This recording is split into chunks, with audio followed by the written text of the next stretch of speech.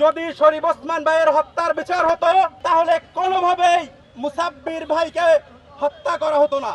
একটি হত্যাকে বাংলাদেশ এখন একটি সংখ্যা হিসাবে গণ্য করছে। কোনোভাবেই আমাদের জননিরাপত্তা নেই। এই দেশ আমাদেরকে কোনোভাবেই নিরাপত্তা দিতে পারছে না।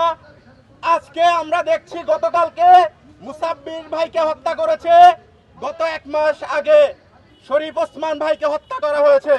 যদি শরীফ ওসমান ভাইয়ের হত্যার বিচার হতো, হত্যার বিচারে নিশ্চিত করতে পারত রাষ্ট্র, তাহলে কোনোভাবেই মুসাব্বির ভাইকে হত্যা করা হতো না।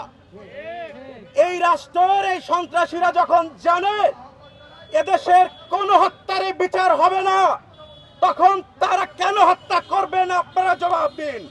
আমি বিএনপির সালাউদ্দিন সাহেবকে বলতে চাই, আপনারা যেইভাবে আপনার দলের একজন নেতাকে যেভাবে বিচ্ছিন্ন ঘটনা বললেন, সেভাবে আপনার এর জন্য লজ্জা হওয়া উচিত এবং আপনার পদত্যাগ করা উচিত।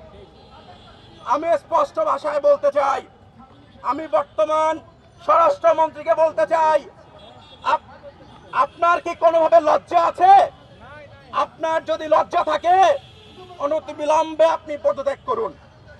আমি স্পষ্ট আবারও বলতে চাচ্ছি, বাংলাদেশের পুলিশ প্রশাসন এবং বাংলাদেশের আইন শৃঙ্খলা বাহিনী কোনোভাবেই সংস্কার ফাংশন করছে না। অনতিবিলম্বে এই প্রশাসনের সংস্কার দরকার।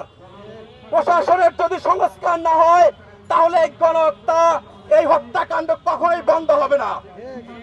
এই আগামীতে যে জাতীয় ইলেকশন হচ্ছে, এই ইলেকশন সুষ্ঠু করতে হলে, এই ইলেকশনে যদি সহিংসতা বন্ধ করতে চায়, তাহলে বাংলাদেশের প্রশাসনকে দ্রুত সময়ের মধ্যে সংস্কার করতে হবে। আমি বাংলাদেশের সকল প্রশাসনকে বলতে চাই, আপনারা দ্রুত সময়ের মধ্যে স্বেচ্ছাসেবক দল নেতা মুসাব্বির হত্যার আসামিদেরকে খুঁজে বের করুন এবং বিচার নিশ্চিত করুন। সবাইকে ধন্যবাদ জানিয়ে আমার বক্তব্য শেষ করছি। সেইটা আমাদের কাছে স্পষ্ট, সেইটা আমাদের কাছে পরিষ্কার। শহীদ শরীফ ওসমান বিন হাদী ভাইকে নির্বাচনের তফসিল ঘোষণার একদিন পরেই নৃশংসভাবে এইভাবে গুলি করে হত্যা করা হয়েছিল। আবারও সেই নির্বাচনী সহিংসতাকে উস্কে দিতে এই শহীদ মুসাব্বির ভাইকে হত্যা করা হয়েছে। সংগ্রামী উপস্থিতি, আমরা আজকের এই সমাবেশ থেকে এবং শহীদ শরীফ ওসমান বিন হাদী সহ বাংলাদেশের সংগঠিত সকল অন্যায়ের সুষ্ঠু বিচার ও তদন্ত দাবি করছি। সকল অন্যায়কারীদের বিচার দাবি করছি এবং প্রত্যেক হত্যাকারীকে যেন ধরা হয় এবং বিচার নিশ্চিত করা হয়, সেই দাবি জানাচ্ছি। শুধুমাত্র হাসিনার বিচার দিয়ে ইন্টারিম প্রশাসন আমাদেরকে ভুলিয়ে দিতে চায়। আমরা স্পষ্ট বলতে চাই, শুধুমাত্র হাসিনার অন্যায় না, আর সব ধরনের অন্যায়কে অন্যায় হিসেবে বিবেচনায় নিয়ে প্রত্যেক অন্যায়কারীকে শাস্তি দিতে হবে।